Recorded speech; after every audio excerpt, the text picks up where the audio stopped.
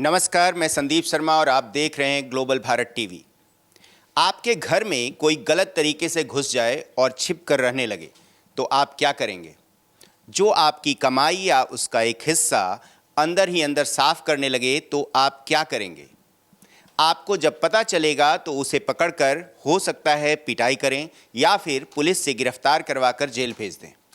अगर ज़्यादा दयालु हुए और ये बात समझ में आ गई कि बेचारा मजबूरी में ऐसा कर रहा था तो उसे वापस उसके घर भेज देंगे, ये सोचकर कि चलो अब तक जो हुआ वो हुआ, अब तुम अपने घर जाओ।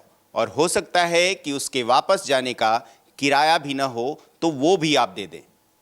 अमेरिका ठीक वही काम कर रहा है और वो सिर्फ और सिर्फ गैर अप्रवासी भारतीयों के साथ ही नहीं बल्कि किसी भी देश के गैर अप्रवासी वहाँ रह रहे हैं या गैर कानूनी तरीके से वहाँ घुसे हैं, सबको वापस भेज रहा है। आज यानी 5 फरवरी 2025 को अमेरिका से पहला विमान 116 ऐसे गैर अप्रवासी भारतीयों को लेकर अमृतसर के एयरपोर्ट पर पहुंचा। इंडियन एक्सप्रेस की रिपोर्ट के अनुसार इसमें 79 पुरुष, 25 महिलाएं और 12 बच्चे हैं। 45 अमेरिकी अधिकारियों और 11 क्रू मेंबर के साथ ये विमान गैर अप्रवासी भारतीयों को लेकर अमृतसर पहुंचा। अमृतसर एयरपोर्ट पर भी सिक्योरिटी काफ़ी टाइट कर दी गई थी। पंजाब की मान सरकार ने केंद्र की मोदी सरकार के साथ कोऑर्डिनेट करते हुए सारा इंतजाम किया। इन 116 लोगों में पंजाब समेत हरियाणा, गुजरात, उत्तर प्रदेश और महाराष्ट्र के लोग शामिल हैं। 33 गुजरात से, 30 पंजाब से, 2 यूपी और चंडीगढ़ से और 3 महाराष्ट्र से हैं।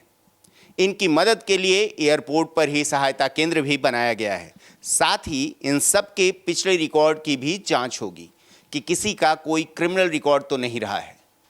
और ऐसा नहीं है कि पहली बार ऐसा हो रहा है। इससे पहले कनाडा ने भी कई अवैध रूप से घुसे भारतीयों को डिपोर्ट किया था।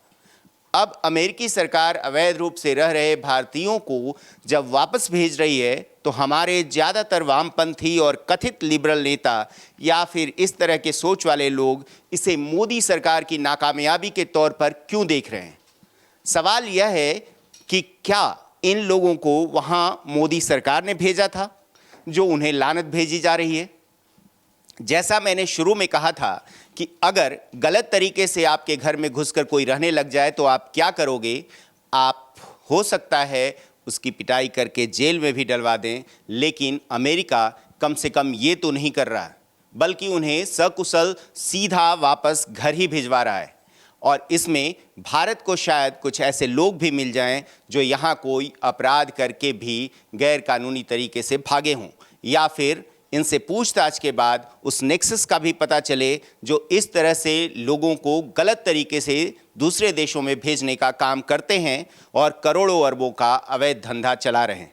आपने सुनील ग्रोवर की वेब सीरीज़ यूनाइटेड कच्चे शायद देखी होगी या फिर शाहरुख खान की डंकी देखी होगी। उसमें दिखाया गया है कि कैसे भारत और ख़ासकर पंजाब से लोग इंग्लैंड, कनाडा और अमेरिका जाने के लिए गैर कानूनी तरीक़ों का इस्तेमाल करते हैं और वहाँ पहुँचकर भी किस तरह से छिप छिपा कर रहते हैं।